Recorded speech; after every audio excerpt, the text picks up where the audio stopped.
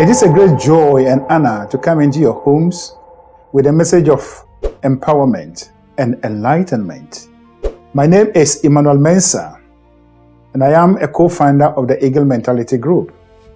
At the Eagle Mentality Group, we teach and propagate information about the power of thought, universal laws and principles, and how our thinking patterns or our thought processes and these laws interplay with each other to create our realities. All men and women are creating their reality. Those who have lived and gone before us created their own realities. And so it is us. And as a matter of fact, you don't have to believe this, and you don't have to accept this to be true. Because we know in our lives that our forefathers existed and, organized their lives, but they never understood what we call gravity. They knew that there was something that was pulling us or pinning us down to the ground, but the understanding and the application of gravity as how we use it today, they didn't have it. But along the line, we discovered it. And so this is yours to discover. From the heart of Africa, a new way of thinking is rising. Like the eagle, we rise above limitations, seeing farther, thinking deeper, and becoming more. We are the Eagle Mentality Group, illuminating and transforming Africa through the power of thought. Today, I take this opportunity to welcome you as usual to our program, The Quest. And The Quest is simply the short form of the title of our program, which is The Quest for Uniform and Sustainable Development in Africa, using Ghana as an example. Ghana is taken as an example because I am a Ghanaian and I grew up in Ghana, schooled up to the university level, attained my first degree in Ghana from the University of Ghana before I traveled to the United Kingdom. And so my life experiences in Ghana is enough for me to be able to speak about things without any uncertainty. And so Ghana is used as an example, but as we do this analysis, if I happen to find any examples in any other African countries, we will take it and apply it in our discussions. And so I just want to welcome all Africans that even as you listen to me, be at home and have the mindset, have the perspective that we are all working together for the common good of Africa, but not Ghana alone. Whatever I am discussing here is applicable and is vivid in all African countries. There will not be any much differences, and therefore it's applicable anywhere. By the way, that is just our exposition or our first part of today. But before I go on to present today's topic, I want to appeal to you that even as you listen to me, please click on the subscribe button and share these messages in your network. Circulate them. Let us bring this message of empowerment, enlightenment, mental emancipation, and purpose into our communities and our societies. Our capital, actual capital, is what we have in our mind. And therefore, if we develop our mental capital individually and collectively, this mental capital will naturally flow into our communities and societies as people who are advanced, as people who have developed. And so that is what we are doing here. So please share the messages. If you have already done that, or if you're already doing that, I take this opportunity to appreciate you and then say, we love you and we appreciate you, but continue to do the good work. If you have anything that you want to say, if you want any contribution, if you want to say anything, you are free to put it in the comment section. But we are only accepting and responding to only positive and constructive comments and questions.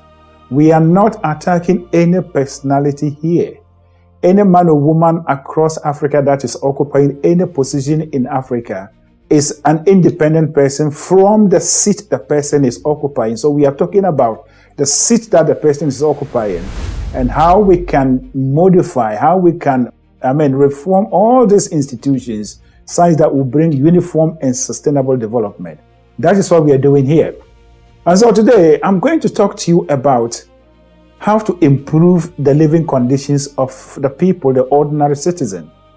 If you go to any country, let's say if you go to the advanced country, let me take Britain. I use Britain as an example. We're using Britain as a benchmark. If you go to Britain, the things that makes them develop and that makes life comfortable, 1, transportation, and then 2, housing, and then 3, the provision of social and community amenities. These 3 things, if any country has them running efficiently, then they are developed or they are on the way to become a developed nation. I spoke about how to protect our water bodies. Today I'm going to talk about transportation system as a way of improving upon the life of the ordinary citizen, Ghanaians and Africans on the streets. And as I have always been saying, just as there is no plan for any African city, any African town, it is the same way that there is no proper transportation, well-organized transportation system across Africa. I may take South Africa, the cities in South Africa from this, or even maybe in Zimbabwe, because they were actually built by the white people. It's not the African leaders today that built it. So you see, and so I may take them out, but if you take all the sub-Saharan Africans, and even if you go to the North African countries, there is nothing like that. So why is it so? And so you will see that the quality of life of people across these nations is below standard. Is below standard. Transportation is a very key thing that's needed for our mobility, for us to be moved from one point to the other to do our businesses. So for any nation to prosper, there must be proper transportation system. And so today I'm going to concentrate even on the transportation within towns and cities. That is what we are going to talk about. What we have in Africa, Ghana as an example, is what we call the local system that we call trotro. And so individuals are running their own transport company. So if you have money, you buy one truck or whatever they call it, and then you get a driver, then they begin to running around, picking people from one point to the other, taking money. The money they take, there is no even proper way for the government to even take tax from them. And therefore, these people are running their businesses without even paying tax to the government. And so, how do we bring a uniform style of transportation such that when you travel within Accra, or if you travel in Accra, you will see only one standardized form of public transportation that every man or woman is taking, a proper way of taking the revenue from it, and a proper way of managing and maintaining it to sustain it. That is what we are talking about. And so I am going to use United Kingdom as an example. And by experience, I have lived in multiple cities in the United Kingdom. I have lived in Glasgow. I have lived in Liverpool. And I have lived in London. I've lived in Milton Keynes. So these are practical life experiences that I am sharing with you. And therefore, what I'm saying here is not to the government of Ghana, because for me, as far as I'm concerned, one thing that I always tell people and myself is that either our leaders are ignorant about what they are doing, or they are intentionally not doing the right thing to improve the living conditions of the people. But I'm speaking to all Ghanaians, all Africans, for we are all part of the citizenry. And it is only when we will rise up and begin to talk about this and demand it from our leaders, whoever wants to stand to become a leader, the person must prove to us how he's going to provide all these things. Then that we have the power and we can exercise it. And so if you go to London as compared to Accra, as that we have this haphazard public transportation system, there is a well-organized public transportation system in every city, in every town.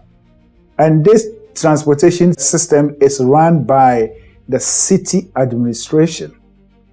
Most of them are privatized. They are more of like corporations, and therefore they are jointly owned by the private sector and the public sector, or the government through the city or the town. And so if you go to any place in the United Kingdom, this is what you see. People are taking public transport, well organized, with all the facilities that make transportation comfortable. And this is run efficiently. It's been running for decades. So if I were to be the president, if I am the president of Ghana, and if I become the president of Ghana, and I'm sitting in the seat of His Excellency John Mahama, the president of Ghana, this is what I'm going to do. I am going to introduce transportation system such that it will be run by the city and town administration. And that is why in every of my episode, I emphasize on the need for the strengthening and proper structure or reformation of our local government system. It is when the local governments have the power and an authority and all the revenue and the resources to organize these things that will get the best results. Having established that, I'll introduce this public transportation system. And this public transportation is going to be organized by the city and town administration. But every city and town transport corporation will be a joint partnership between the public, which is the government, and the private. And so if you take what we have now, take Accra or Kumasi or any town that you go that there is public transportation, these vehicles are owned by individuals. And therefore, if I were to be the president of Ghana, I would tax every municipal authorities, every city's mayor, and his leaders to form corporations, such that any man or woman who owns a private vehicle that is running as private transport in Accra, in Kumasi, or in any town will buy a share in that corporation. And therefore, whatever they are running is going to be abolished. Trotro will be abolished. This individual-owned transportation system in our cities and towns will be abolished. But we will give them, the owners of these vehicles or with these businesses, the opportunity to buy shares in the corporation that we are creating. So they have shares. And so when we do this, we put all the resources and then organize the towns with proper transportation system, such that those who are driving the trotro now will be trained to be the bus drivers. Those who are maintaining these vehicles, those fitters and all working along independently, most of them will be put together to be those who will work and maintain the transport system. And then those who would like to actually work as in the offices to support the auxiliary services for this corporation will get employment. And so if you look at this, if it takes the city of Accra, for instance, if we do this, the number of people that this is going to create employment for is uncountable. But at the end of the day, we are bringing uniform but comfortable and well-run and efficient transportation system in Accra or any city in Ghana or across the continent. When you look at this corporation, the buses, the fleet of buses that they are running, there will be people that will maintain it. There will be city employees. The city will employ them, pay them, give them pension and everything. The drivers will be city employees and all other services that are provided as part of the transport system. If we do this, believe it or not, we will have decent transport system for the people. We will decongest our roads such that you will only see privately owned vehicle which is used by an individual for his own purpose, but not for commercial purposes. We will decongest our towns, our cities, and then above all, we will bring improvement in the quality of life of the people. You say, so this is how things are supposed to be run. But whatever I am saying is not practical unless we reform our local government systems, give the local authorities the right the needed resources, and the power to make laws. And therefore, we are enforcing all these things as a unit. And therefore, what you see in City A, it's the same thing that you see in City B. So if you take Accra and Kumasi, for instance, the Accra transport system is autonomous and independent from Kumasi transport system, that of Takoradi, that of Tamale. They are all working under the autonomous bodies of the local administration. And therefore, what they can do is, or what they will do is to collaborate and share ideas. If we do this, we will bring improvement in the quality of life. And people who will travel from far and near, they will come and feel the beauty and the quality of services we are providing. As a matter of fact, what we have right now in Africa, in Ghana, I know for sure, the trotro system is kind of a system that cannot be run by people living in this dispensation. And now if you look at Accra, Accra is taking over. Accra has been consumed or is covered with this, what we call this motorbikes, what we call Okada, and this kind of whatever, with three wheels. This is a sign of underdevelopment. Even in the days of Kwame Nkrumah, we didn't have this. Even in the days of PNDC, we didn't have it. But now, look at what is happening. It is because we are not organizing our system. We are not reforming. We are not looking for ways to bring improvement in the quality of life or the quality of the living standard of the people. And so, if I'm the president of Ghana and sitting in the seat of His Excellency John Mahama, this is what I will do. I will transfer every power and responsibility to the municipal, town, and city administrators, such that they will organize the transportation system in such a way that everyone will feel happy. Our cities will be clean. Our cities will be decongested. And all the people that are working for the cities, they are going to pay tax. And the tax become a source of revenue to the cities and then the local municipalities. And so there is a proper way to organize things. You cannot leave systems and things down unorganized for you to expect or for you to get better results. Not long ago, that was in the time of the former president, John Kufuor, his government tried this. And that is one of initiative that you will say that it is something that was never thought through, but it's simply something that they were doing to prove to the people that they are, fulfilling their campaign promises. The way the system was rolled out was totally wrong. There were a lot of indication that it was not going to survive.